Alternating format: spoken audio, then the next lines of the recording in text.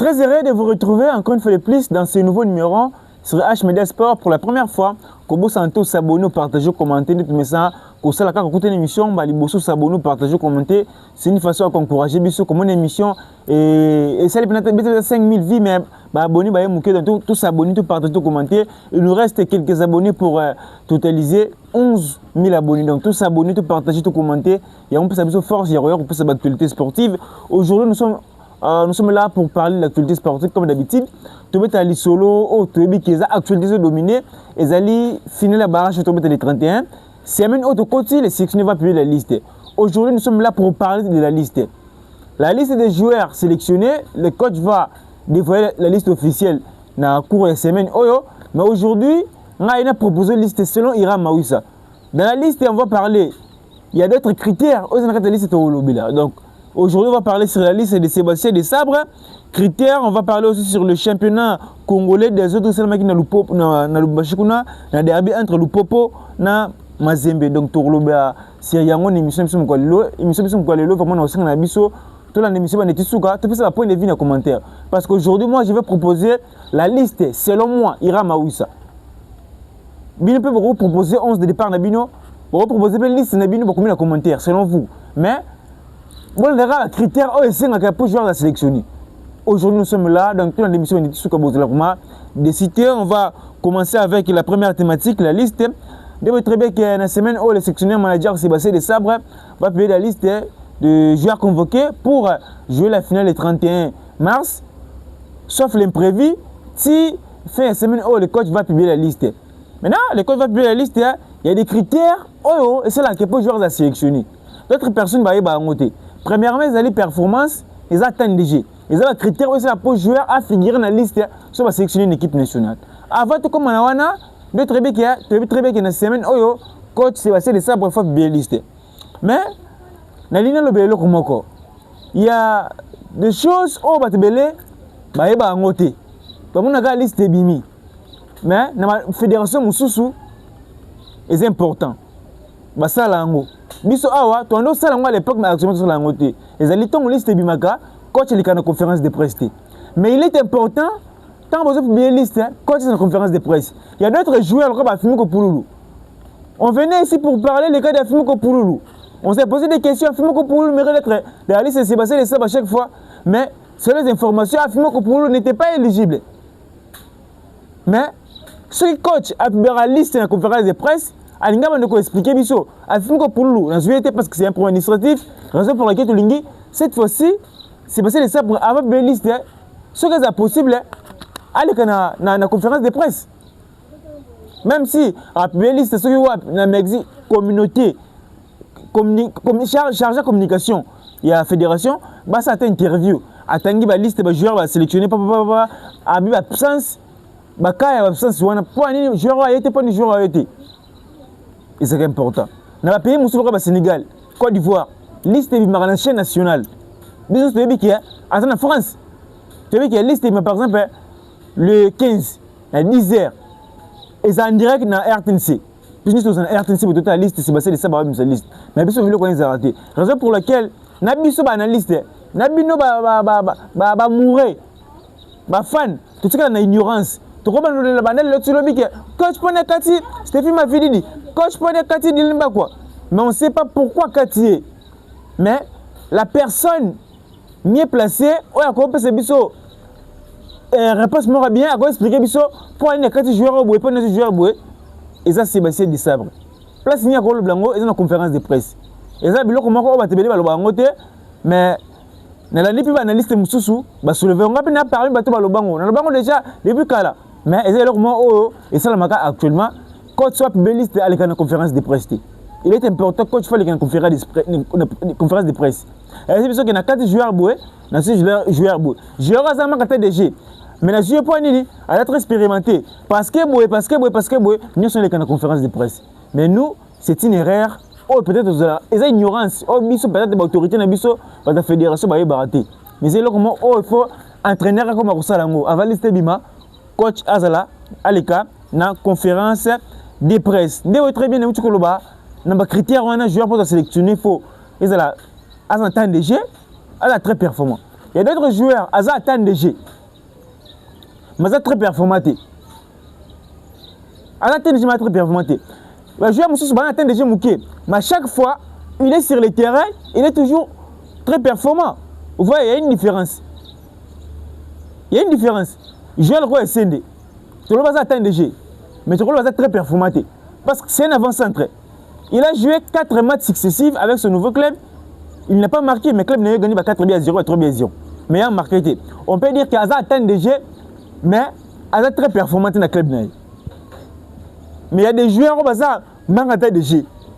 Mais mon ministre, il est toujours très performant. Très performant. En globalité des choses, ce qu'on peut dire en bref, c'est la méritocratie. C'est donc que je joueur a marqué des G. Donc, il ne marque pas, il ne fait pas de belles performances. Tobim sa liste ana bongo ndawana barosala na critères ici nga pour joueur à sélectionner. Bazana ngoti. Donc les mis à faire, à chaque fois, les coachs doivent utiliser la méritocratie. Quand on parle de la méritocratie, c'est-à-dire que les joueurs qui méritent, en tout cas, ils ont mérité, c'est juste la méritocratie. Parce que dans la méritocratie, là-bas, il y a les critères c'est ça la méritocratie. Pour mériter, il faut avoir des critères. Donc, ce qu'on peut dire on peut dire en bref, les coachs doivent utiliser la méritocratie. De sélectionner les joueurs qui méritent. De sélectionner les joueurs qui méritent. C'est-à-dire qu'on sélectionne les joueurs qui méritent. Non, ce n'est pas ça. La méritocratie. Donc, tu vois, bref, tu vois, les coachs doivent utiliser la méritocratie. Il y aura bien, par exemple, les joueurs qui vont mériter.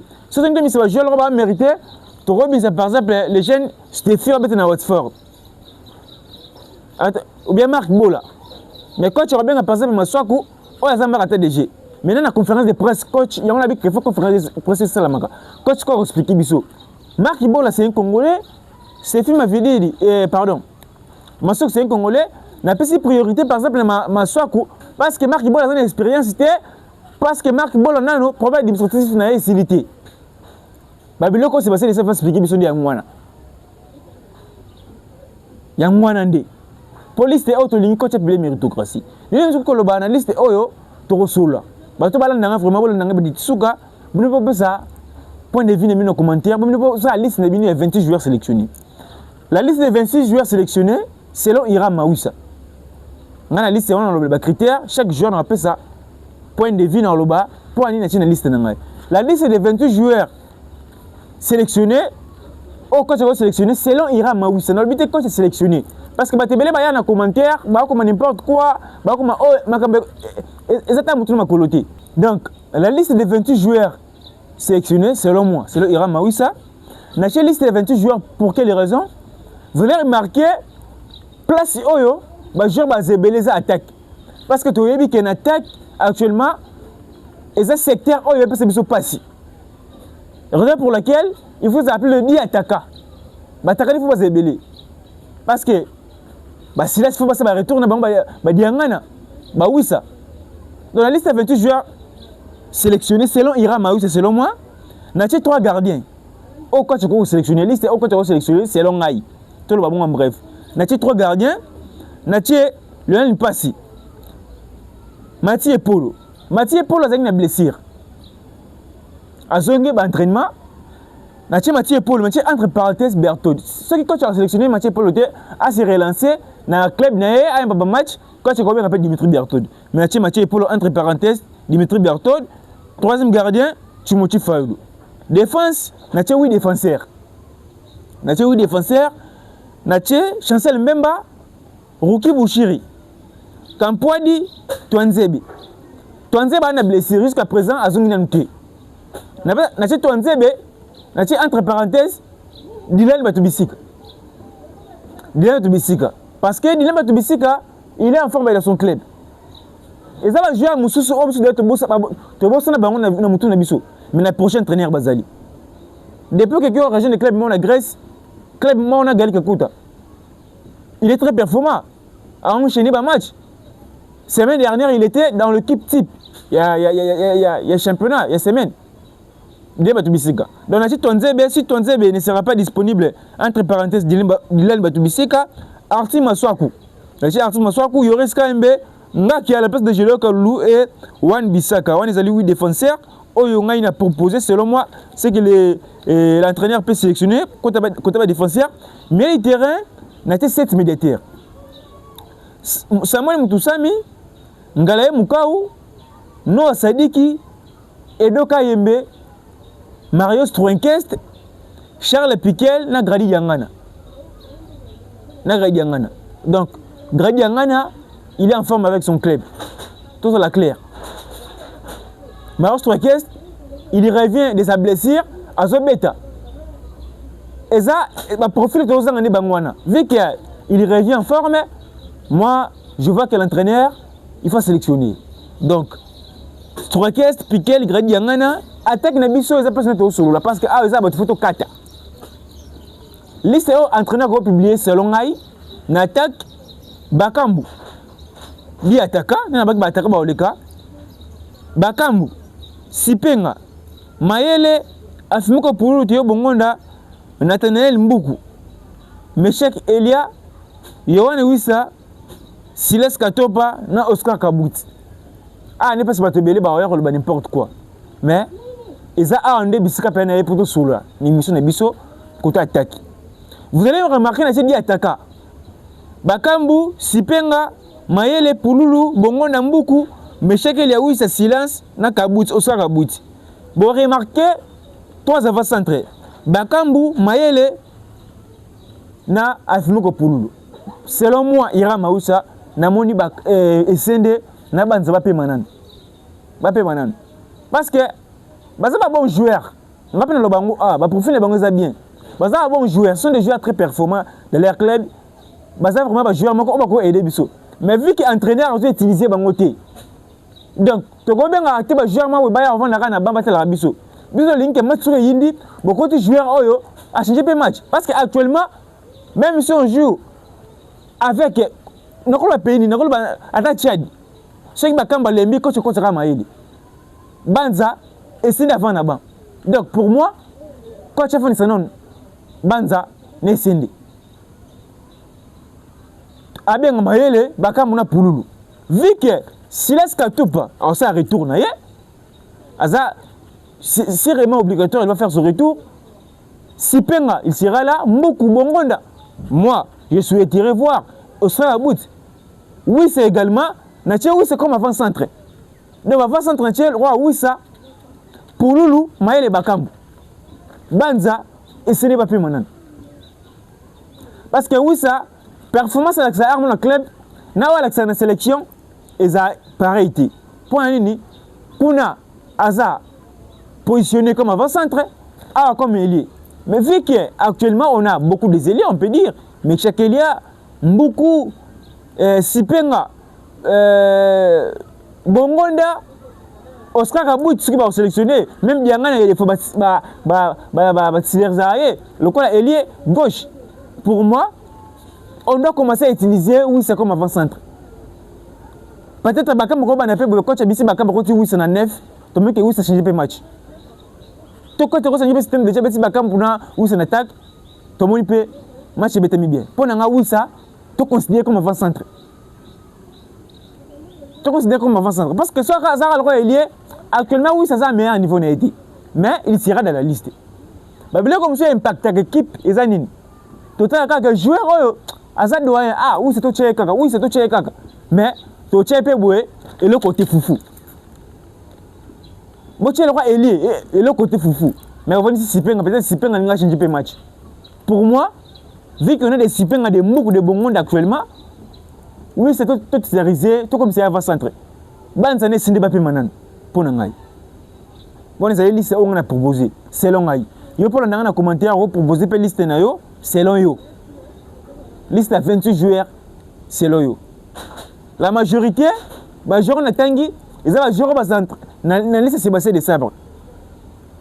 Si ils ont joué dans la liste Sébastien de Sabre, peut-être Oscar Kabouti, peut-être Mario Struenkest, peut-être Grady Yangana. Mais à part ça, il y aura des joueurs Oyo. Bah, vous avez la liste de joueurs on a tangi. Parce que la majorité, joueurs vont te donner la canne. Pour la liste, il faut ça bon. vu qu'il y aura pas mal de binationaux, au bailleur région de l'équipe nationale, je souhaiterais que l'entraîneur a publié la liste haut. Donc, pour un petit rappel, avant de changer thématique, la liste haut, on a proposé selon Ngaï, na poteau tous allés na gardien Mpassi et Paulo Fayoulou, défense, Mbemba Bouchiri Kampwadi, Twanzebe Maswaku Gioris KMB, Jérémy Ngakia, Wani Bisaka, na tie place à Mathieu Polo, ndazongi na uti na blessure na tie entre parenthèses, Bertoid akoko ya pe na place à Mathieu Polo, place à Twanzebe viki na zongi te, dilemba bisika pe ko na place à Twanzebe, Melitier na tie Samuel Mutusami, Sadiki Edo KMB, Marius Trunkest, Charles Piquel Bonginda, Grady Diangana, attaque Bakambu, Sipenga, Mayele, Afimiko Poulou Lutie Bongonda, Nathaniel Mbuku, Meshek Kelia, Wissa et Silas Katopa ainsi que Oscar Kabouiti. On les a li liste on a proposé selon Ngaï. Yo pour le commentaire encore une fois de plus proposer liste na yo et c'est là vraiment qui te coming. To na mutu ke ba binationné fam ba ya belete. Pour na coup ba binationné ba royate parce que c'est les informations en possession ba binationné ba royana bangote. Même équipe ezaki na kanywana, les équipes oyo zala. Ba genre bazana kanité o ba ko zaleza pululu ezangakia. Et ça Strokest parce que Stroker a raté kan. Mais la majorité ils ont même joueur wana. Michel Baluko Charo Kende Pepo Azama Kata déjà vous remarquez bien la liste nangai azalité. Donc et ça vraiment bongo on va prendre la deuxième thématique ezali championnat na biso. Ndé que championnat na biso c'est toujours na désordre. Ndé très bien, l'émission précédente on avait parlé pour la diffusion. Bah moi je suis bête na groupe B, tout le bongo na Lubumbashi, na Goma, ils a diffusé dans la télévision. Tout le black Siriango et c'est là biso passe. Mais tout le monde peut comportement et bah supporter ce nabiso. Oh non, bah y a un derby on est ça m'a bien été. C'est une mauvaise image pour le football congolais. D'un côté, na akizeming ba autorité. Avant na kize ba supporters, na ko akizeming ba autorité parce que c'est les informations en possession. Derby Lushi, Otebi qui a Lupopo, Mazembe, intensité dans Makasi, Makambo za ebele. Excusez, mais c'est les informations en possession. Bachaki, 150 policiers dans sa sécurité. Bon, tu as un policier à côté, mais dans le stade Nabiso et là comme Mabiso, tout ça va stadier vraiment, on va se faire formation bien. Bazate. Dès que tout le monde en Europe, ils ont soudé sur la sécurité, ils ont stadier. Bien ce qu'on va bazate. Même comportement, c'est un des martyrs, tout le monde est au Kuna, tu as beaucoup de kits. Sur les informations, les joueurs Mazembe bimi na moto bakimi eza soni. Biloko wana eza première faute. Soki derby entre le Popo na Mazembe. Pour nga match on est en huis clos. Et la en huis clos. Parce que soki bato ba ote ba match ba somba bien na bango. Bazo kufa, ba blessure. Eza bien té pour le football na biso. Eza kitoko mingi té. D'autre côté, toute l'Afrique, derby Louchi, je vois dans des articles, il y a des grands médias. Le Belango, ils ont quitté la communauté. Il y a une autorité qui faut mettre en bonne disposition. Dans le monde, ceux qui, par exemple, des autres sporteurs, et qui ont des autres, ça va en amende. Puis, si tu as amende, et qui peut faire des autres de stade, il faut pas foutre, il faut pas reléguer. Équipe qui a les bossos à l'ango, il faut relégation, l'équipe autour est très ciment, il faut bang. Mais c'est ce qu'on va bloquer quand la marati. Raison pour laquelle à chaque fois au monde j'ai dit comment on a vu désordre. Au monde ma semaine le peuple désordre. Raison pour laquelle air monte de kana sonique.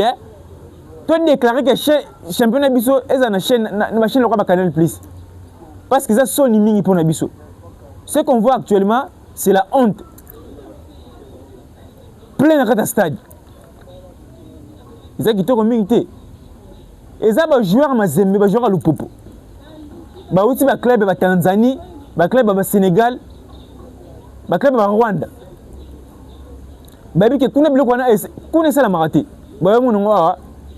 C'est une mauvaise image. Témoignage de ma belle sur les clubs Moussous, ils ont quitté comme minité. Et je vois le gardien était Mazembe, alors ils ont poussé un peu dans poteau. Il faut la suspension. Il faut la suspension. n'habite tasse biso awa na le comité c'est misaka tasse tribunal à arbitre nous sommes arbitre basali mabe ba condamner bango mais équipe na biso faut avoir sanction gole wana mérité cause na maman sanction to mon même na coupe de nation ba ramba serve ti wana to moni ke nani o papchu ba Achraf Hakimi ba maro ba sanction mais biso comment na biloko wana za kitoko mingi. Ça se montre qu'on utilise la sorcellerie en face. Tout le monde vaudou, tout le monde la sorcellerie. C'est pas normal. C'est pas normal ce qu'on voit en RDC. L'objectif c'est de devenir une grande nation du football. Mais Babylone quand même tu impactes ta nation. Et donc c'est une nation ciment. Actuellement, les joueurs congolais va penser au Rwanda. Pour Nabiloko Bongo. Pour Nabiloko Bongo. Donc, ils savent qui sont mingi et ça biloko foot bon sa conséquence. Prochainement, match à l'Upopone Mazembe et bête en huis clos. Et bête en huis clos peut permettre de battre la match. Match bête mika mi-temps encore. Deuxième mi-temps, match bête mi-temps. N'habité au Marambele Kanambo na biso. Ils a son autorité na biso faut pas apena responsabilité. Il y a que gérer ma cambo. Il y a que ça va décision mon din ou permettre ba club na biso échanger. Ba sportif na biso ba changer. Va changer pour bon ça qui to communauté. Donc autre rôle bref, il y a ngwana championnat biso ezaka bongo mingolo bezate bobi ki championnat zaka matata mais to bunda to luka mutu oro ya na fédération président Sika aya apesa biso esengo mingi ala musa football na biso za kokufa to luka prophète moya c'est la prière na morgue ebima pona micho football fonzo lala to luka ko président fédération moko kitoko raison pour laquelle à chaque fois to ça be mission to luka to lingi président fédération moko o fona za mayele aza projet bien to lingi mutu mota ye pali mbongo peut déstabiliser non to lingi mutu aya pour installer non ko déstabiliser ko désinstaller babilo mususu donc to mutu aya un projet bien pour sauver football na biso. Actuellement la RDC les championnats congolais n'est plus compté parmi dans les top 5 des championnats africains pour anini football na biso okufa. To mona ke championnat to betama na deux groupes pour anini ba ki ba voyager. Premier, il y a championnat congolais. À quelle ligue des championnats africains le 32e point nini? Équipe betama bienté. Championnat betama bienté. Ba be ko en tout, to ligne président Sika Oya abong sangopo makambutu et la vraiment qui toko mingi. C'était moi, votre humble présentateur Ira Mawissa depuis Kinshasa, la capitale de la République démocratique du Congo. Pour la première fois écouter l'émission, Kobo Santo s'abonner, partager, commenter. Et aussi là vraiment bien. Et ça là, c'est un koya post télévisé, on a mis pour tout solo, on a tout mis ça en solo. Donc tout s'abonner, tout partager, tout commenter. Aussi là vraiment qui toko mingi. Bozaki Belair, on a mis ça. Porte les monde, je vois les boss, les muntu, on a plus un beau télévision Kozali. Maman Sylvie Malonga, mauvais Crispin Kabouya, mauvais Piro Yamba. Sans oublier Papa François Katamba, Maman Sophie Mère triplé. Un peu en beauté, Bissika Bozali, ingénieur Lazare Kamanza, Sergio Kassongo depuis Malawi. Je salue aussi la communauté congolaise dans le Mexique, dans le Nabiso. Tous à Wane Belé, tous se mobilisés. Tous y a un musique, tous Emba, et Baneti Souka, Makamuto le Kabien. Donc, Makamuto commence à quitter comme à 23h à Kinshasa. 15h, 17h, R, Nabino Kuna, donc faites aux armes, il y a aussi ranaté. Donc, tout s'abonner, tout partager, tout commenter, tout ça, qui tout commun. On se retrouve à la prochaine pour une prochaine émission. Quant à moi, je vous dis au revoir.